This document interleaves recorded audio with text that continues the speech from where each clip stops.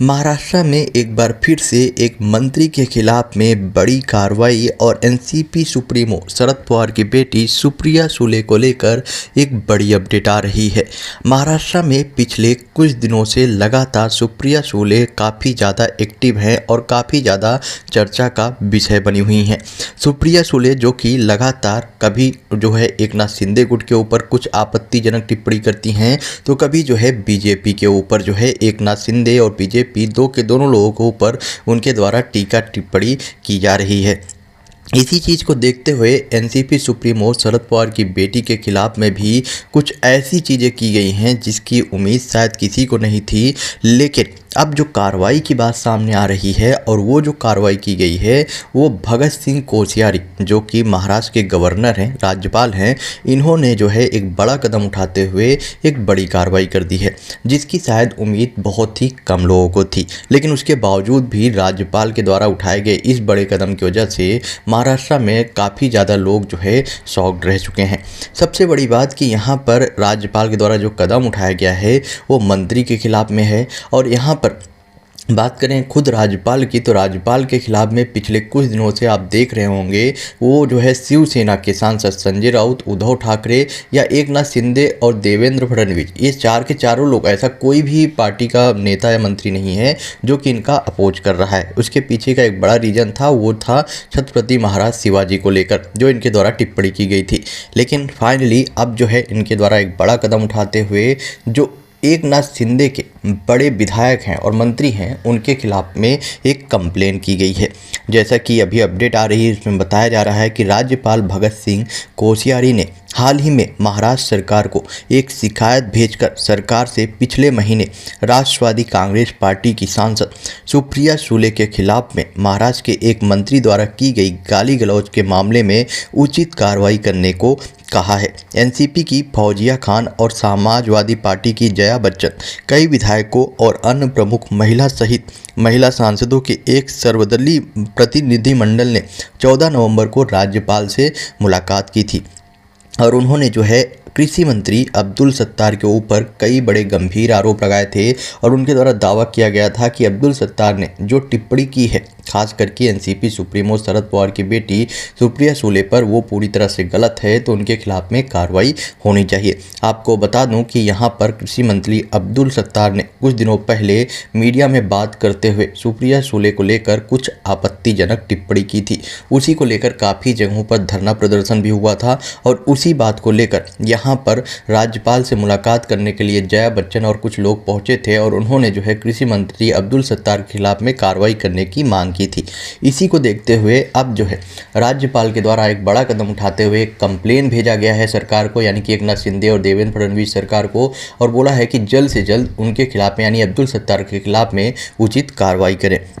कृषि मंत्री अब्दुल सत्तार द्वारा की गई टिप्पणी पर उनका ध्यान आकर्षित करते हुए महिला समूह ने एक ज्ञापन सौंपकर मंत्री के खिलाफ में सख्त कार्रवाई की मांग की थी। बैठक के कुछ दिनों बाद राज्यपाल ने खान को सूचित किया था कि उन्होंने उचित कार्रवाई करने के लिए राज्य सरकार को याचिका भेज दी है। पुष्टि करते हुए खान ने कहा कि प्रतिनिधिमंडल ने राज्यपाल को सूचित किया था कि कैसे सरकार में जिम्मेदार पदों पर बैठे मंत्री महिलाओं पर अपमानजनक बयान दे रहे थे और प्रतिनिधिमंडल ने इस मामले में विरोध किया था। फाइनली अभी जो है इसमें राज्यपाल के द्वारा एक बड़ा कदम उठाया गया और राज्यपाल भगत सिंह कोश्यारी जो कि पिछले कुछ दिनों से लगातार विवादों में काफ़ी ज़्यादा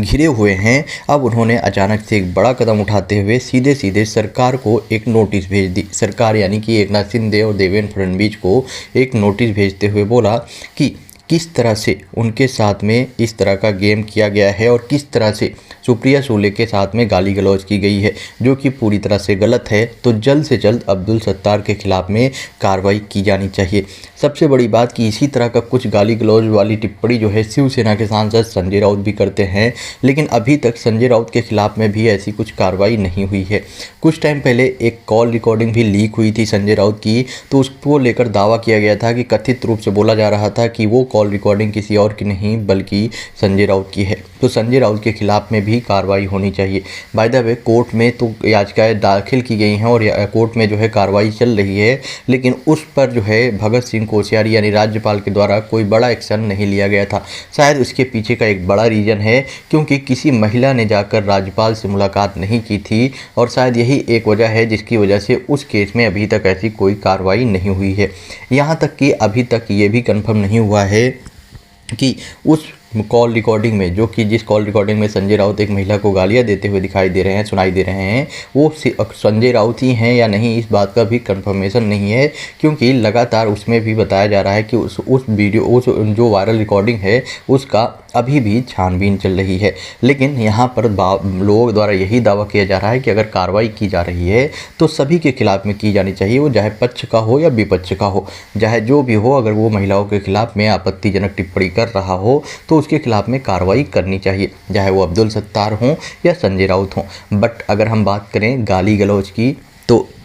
जानकारी के लिए आपको बता दूं कि पिछले कुछ दिनों से ये गाली गलौज वाला जो मामला है वो काफ़ी ज़्यादा बढ़ चुका है। कभी एकनाथ शिंदे गुट जो है उद्धव ठाकरे गुट के बड़े विधायकों और नेताओं सांसदों को गालियां देता है, वो भी मीडिया के सामने, इन फ्रंट ऑफ मीडिया, और साथ में ही उधर जो है उद्धव ठाकरे के भी कुछ विधायक, नेता और सांसद जो है सीधे सीधे एकनाथ शिंदे गुट और उनके भी विधायकों को गालियां देते हुए नजर आते हैं, जिसकी वजह से काफ़ी ज़्यादा बवाल जो है वहां पर मचा हुआ है। अब इन्हीं सब चीज़ों के बीच पे संजय राउत ने जो देशद्रोही बताया कि उनके बेटे आने वाले टाइम पे अपने हाथ पे देशद्रोही लिखेंगे, उसको लेकर भी संजय गायकवाड़ जो कि एकनाथ शिंदे गुट के विधायक हैं उनके द्वारा भी गाली गलौज की गई, उनके द्वारा भी अपशब्द यूज किए गए संजय राउत को लेकर। तो इन सब चीज़ों को देखते हुए ये देखने को मिल रहा है कि अब महाराष्ट्र में जो बड़े पॉलिटिशियन हैं वो जो है अपनी हदें भूल चुके हैं। वो चाहे किसी भी पार्टी के हों, लेकिन ये सारे लोग जो है अपनी हदें भूल चुके हैं और एक दूसरे के खिलाफ में सीधे सीधे टिप्पणी नहीं कर रहे हैं, बल्कि उनके खिलाफ में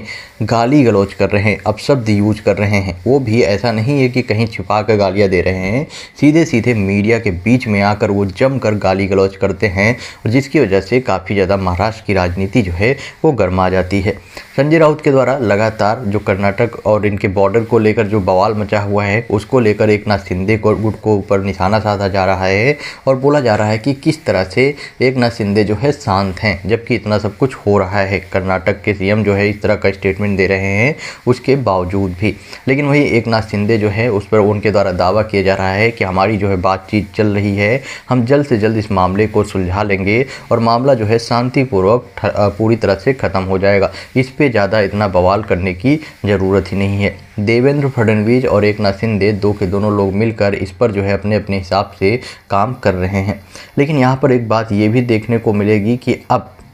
जब अब्दुल सत्तार को लेकर जब पिछले काफ़ी टाइम से उनके इस्तीफे की मांग की जा रही थी और अब राज्यपाल के द्वारा भी सीधे सीधे उनके खिलाफ में कार्रवाई करने का आदेश दे दिया गया है राज्य सरकार से, तो अब ये देखने वाली बात होगी कि राज्य सरकार के द्वारा अब्दुल सत्तार के खिलाफ में क्या कार्रवाई की जाती है। कहीं ऐसा ना हो कि वो अब्दुल सत्तार का पद से इस्तीफा मांग लें, मंत्री पद यानी कृषि मंत्री पद से इस्तीफा मांग लें। आपका क्या ओपिनियन है, क्या ऐसा पॉसिबल होगा, क्या ऐसा होना चाहिए? सबसे बड़ी बात, क्योंकि इस तरह का स्टेटमेंट काफ़ी लोग देते ही रहते हैं, तो क्या इनके मंत्री पद से सिर्फ इसलिए इस्तीफा होना चाहिए क्योंकि इन्होंने गाली गलौज किया है एक महिला के खिलाफ में? तो आप अपना ओपिनियन जो है इस पर कमेंट बॉक्स में बताएं और वीडियो को ज़्यादा से ज़्यादा शेयर करें।